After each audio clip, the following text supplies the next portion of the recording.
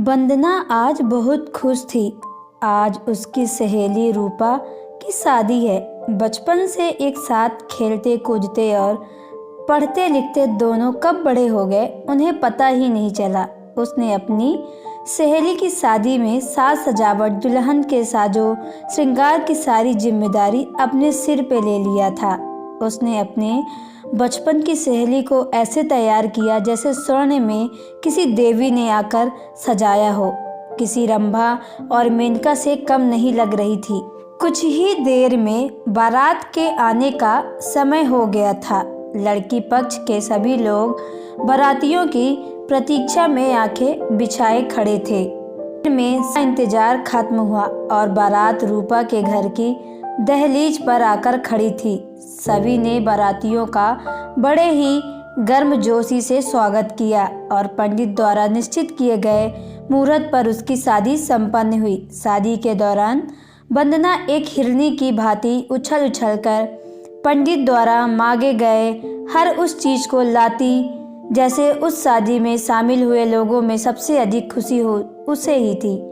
फेरे के समय सभी लोगों के द्वारा दूल्हे और दुल्हन पर फूलों की वर्षा करने के लिए वंदना को फूलों की टोकरी लाने को कहा।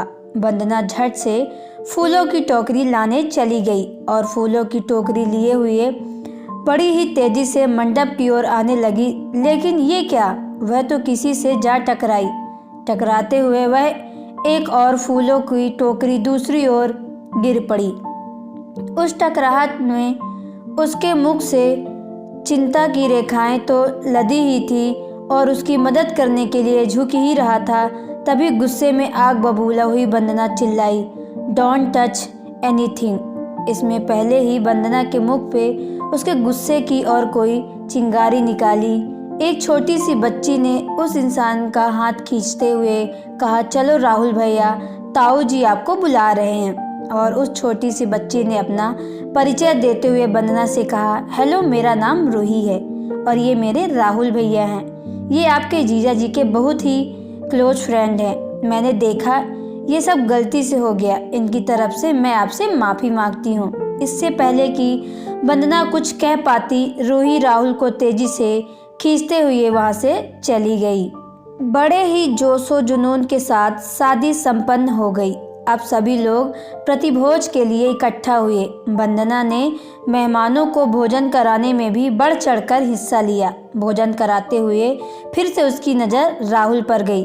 उसने देखा अभी भी वह इंसान सूट बूट से लैस और गॉगल्स पहने हुए खाना खा रहा था। रूही अभी भी उसके साथ थी। दोनों हंस हंस कर आपस में बात कर रहे थे। उसे देखते ही उसे वो टक्कर याद आ गई। उसे लग रहा था जैसे वह राहुल से कुछ ज़्यादा ही रूडली पेश आई। वह ज़्यादा समय तक उसे देखते हुए उसके चरित्र के बारे में नहीं सोच सकती थी, क्योंकि उसे और भी मेहमानों का ध्यान रखने जाना था। लेकिन राहुल की छवि उसके जहन से नहीं निकल रहा था। राहुल की आकर्षक पर्सनालिटी को देख उसे राहुल बहुत ही स्मार्ट लग रहा था, लेकिन उसके तरफ से उसकी गलती के लिए किसी भी प्रकार से कोई खेद प्रकट न करते हुए उसने मान लिया कि वह एक अकड़ू और घमंडी किस्म का इंसान है जिसे दूसरों की फीलिंग से कोई मतलब नहीं है। दूसरी तरफ वंदना को इस बात का सुकून था कि उसकी सबसे प्यारी सहेली की शादी बड़े ही धूमधाम के साथ बिना किसी अड़चन से संपन्न हो गई। और अब वक्त आ गया रूपा की विदाई का। विदाई के समय भी वंदना की नज़र राहुल पर टिकी थी। इन सभी कार्यक्रमों के दौरान भी वो राहुल के चेहरे पर किसी खास भाव को नहीं देख पाई। उसे ऐसा लग रहा था जैसे राहुल से बड़ा नीरस व्यक्ति कोई इस दुनिया में है ही नहीं। विदाई के बाद भी वह राहुल को सोचती रही कि कोई इंसान इतना सुंदर और आकर्षक होते हुए भी इतना भावविहीन कैसे हो सकता है। समय बीतता गया। अब उसकी सहेली अपने ससुराल जा चुकी थी। उसके बिना अब वंदना का मन भी नहीं लग रहा था। उसने जल्दी ही एक पार्ट टाइम जॉब कर ली। एक दिन वह अपने काम पर जा रही थी कि तभी उसके पड़ोस की भाभी ने उसे पुकारते हुए कहा, अरे वंदना, आज मेरे बच्चे मोनू की बस छूट गई है और वो स्कूल नहीं जा पाया। तुम तुम जरा काम पर जाते हुए उसे उसके स्कूल छोड़ देना। वंदना मोनू को लेकर निकल गई। स्कूल में मोनू को ड्रॉप करते हुए वह जैसे ही लौट रही थी तभी उसने राहुल को देखा और देखते ही मोनू से पूछा, मोनू वो जो व्यक्ति कार से उतरकर इसकी ओर आ रहे हैं वो कौन है? मोनू ने कहा, दीदी वो हमारे स्कूल में नए संगीत टीचर हैं। तभी वंदना ने जो दृश्य देखा उसे देखकर वह दंग रह गई। उसने देखा राहुल ने चलते चलते अचानक अपनी जेब से एक छोटी सी स्टिक निकाली जो देखते देखते एक बड़ी लंबी स्टिक में बदल गई, जो अक्सर अंधों के पास होती है, जिसे देखते ही वंदना को एक झटका लगता है और वो मन ही मन बोल उठती है, ओ नो, ये क्या राहुल अंधा है? यानी शादी के दौरान मैं जो कभी भी उसके बारे में सोचे जा रही थी वो सब गलत था। भला एक अंधा इंसान बिना किसी से बात किए या बिना कुछ देखे अपनी भावनाओं कैसे व्यक्त कर सकता है? ये मुझसे क्या हो गया? मैंने राहुल के बारे में न जाने कितनी ही गलत राय बना ली थी और इतने समय तक हम दोनों एक दूसरे के सामने रहे, लेकिन इन्होंने मुझे कभी देखा ही नहीं क्योंकि वो अंधे हैं। राहुल स्कूल गेट के अंदर जाने ही वाला था कि वंदना एक झटके से अपने पछतावे के अंधेरे से बाहर निकली और झट से मोनू को बोली, मोनू तुम्हारे राहुल सर को रोको, मैं मिलना चाहती हूँ। मोनू ने झट से राहुल की उंगली पकड़ ली और कहा, राहुल सर, मेरी दीदी आपसे कुछ बात करना चाहती है। राहुल के रुकते ही वंदना ने मोनू को गेट के अंदर चले जाने को कहा और राहुल के पास जाकर बोली, राहुल जी मैं वंदना हूँ। आपको याद होगा एक शादी में आपसे एक लड़की टकरा कर गई थी, मैं एक लड़की ही हूँ।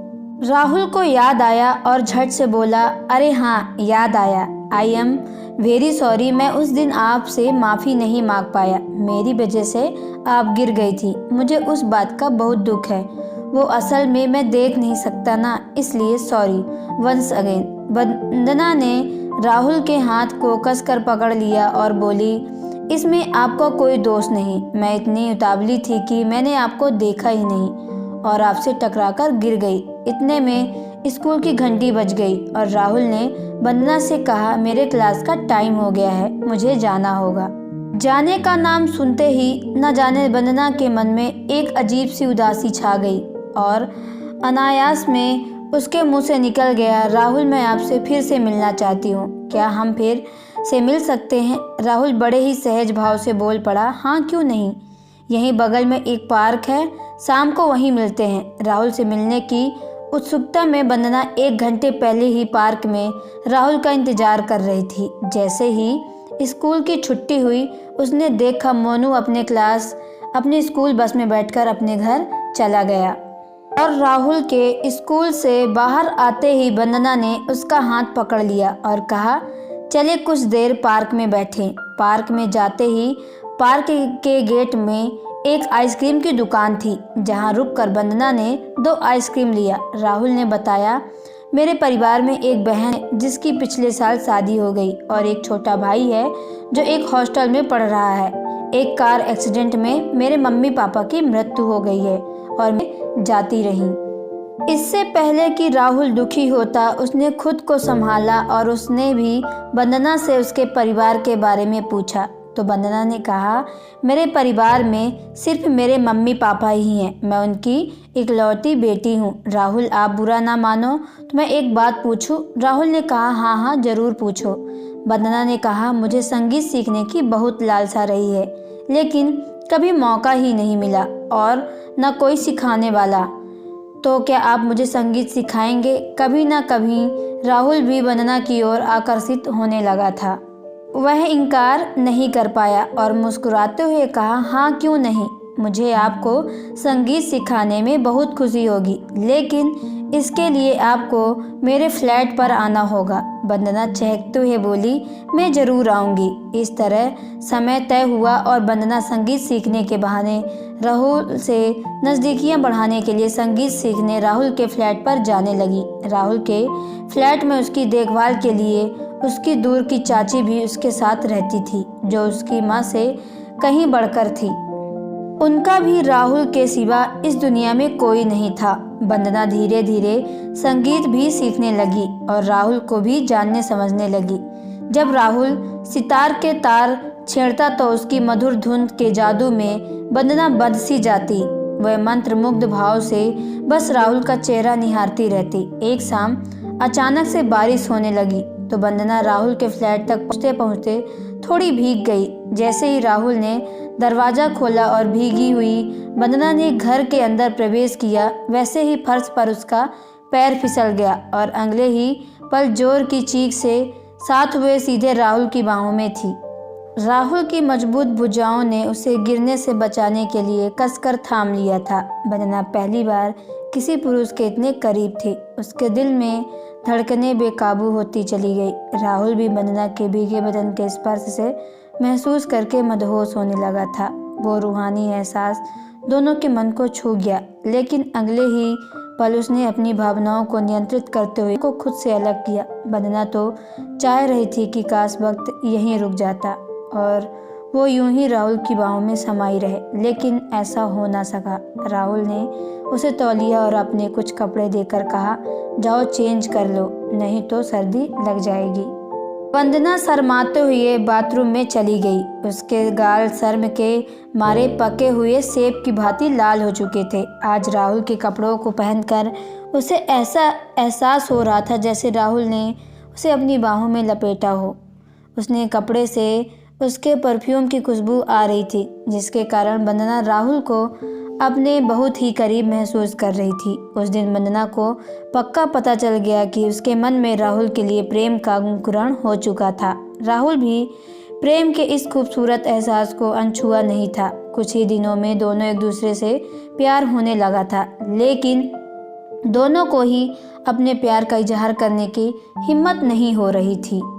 कभी किसी ने भी पहल कोशिश नहीं की और इस तरह दोनों की चाहते उनके दिलों के दरमियान खामोश रही। राहुल यह सोचकर खुद को रोक लेता कि भला कोई लड़की किसी अंधे से कैसे प्यार कर सकती है।